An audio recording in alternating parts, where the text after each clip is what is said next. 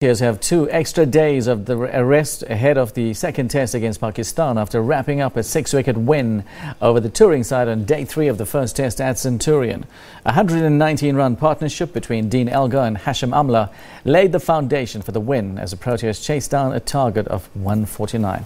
We'll take a look at that story a little bit later, but first let's cross to our reporter Sibongile, who is at the cemetery for the burial of Joesph Mabuza.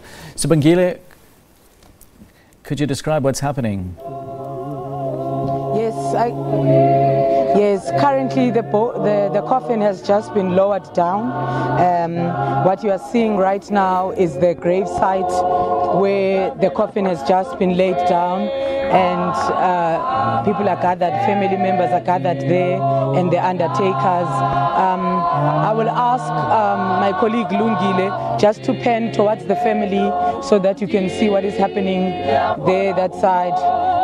We have the family, Joesph Mabuza's widow over there,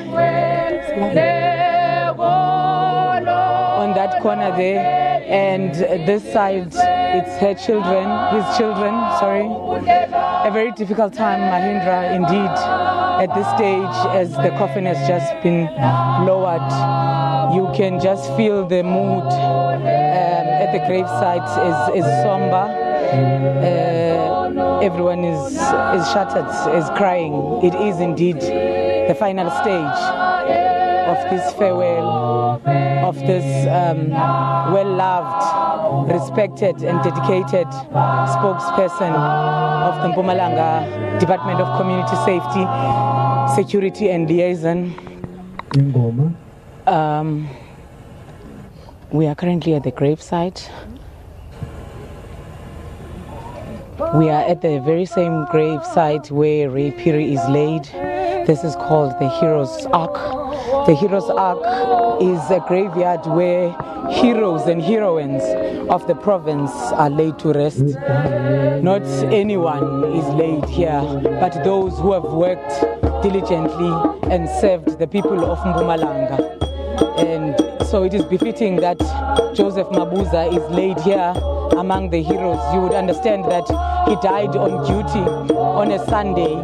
For him there was no public holiday and there was no weekend, because South Africans are traveling on the road, and his mission as his department was to save lives. From this process, the preachers are going to preach as we bid farewell to Joesph Mabuza. A very emotional time for the family, a very emotional time for the bikers, the people that were riding with him. We know that he was a biker. He died on a motorbike accident where we are told that a baki made an illegal U-turn on the N4 road. That is the busiest road in the province. That road links to Mozambique. We know that Joesph, throughout the year, especially during big holidays, he would be working on that in roadblocks and at the Libombo border post. That is where he hanged his boots, so to speak. He died just minutes after conducting an interview with the SABC, giving us an update of what was happening at the Libombo border post, because the previous day, the Saturday, cars had jammed the road and there was a huge traffic jam. He was actually stuck there for 3 hours. He couldn't move with his vehicle, which is why then on Sunday, when he went back to the Libombo border post, he took his motorbike and died there on the road where he spent most of his time. Tributes poured in during the service.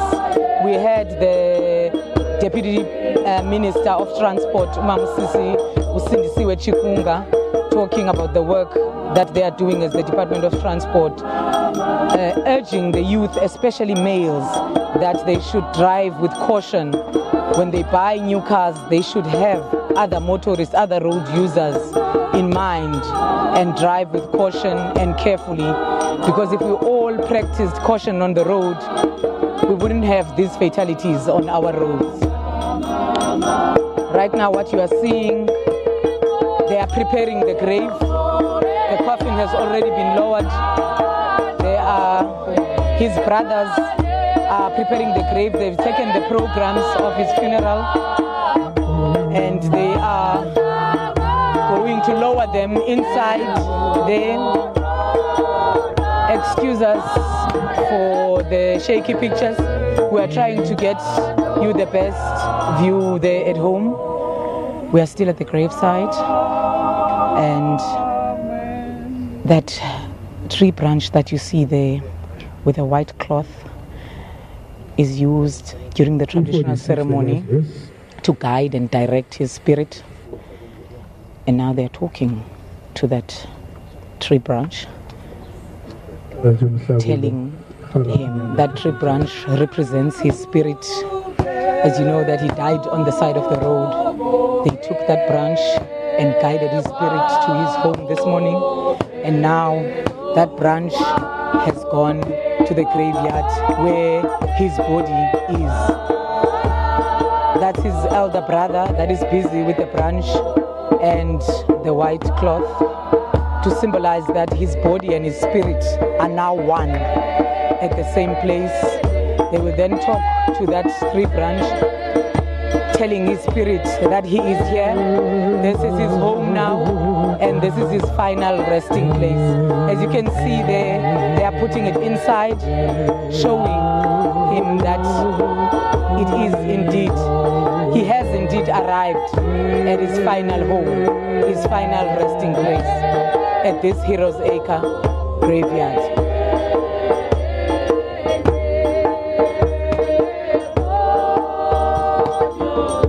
Now that is the priest taking us through the process of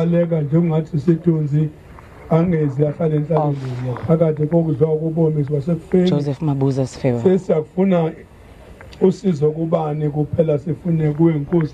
just going to ask Lungile to just move away. And we just show you again, once again, the family.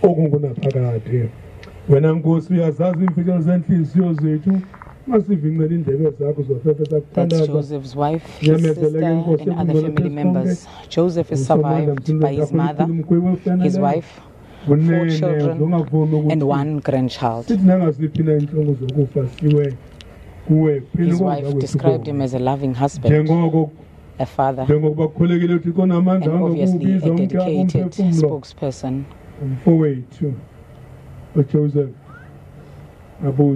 Many who gathered here have speaker after speaker have spoken about how much he dedicated his life to his job.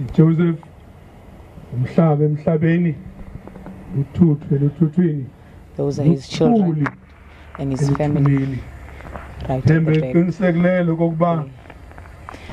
I'm just going to show you some of the wreaths from the bikers, symbolizing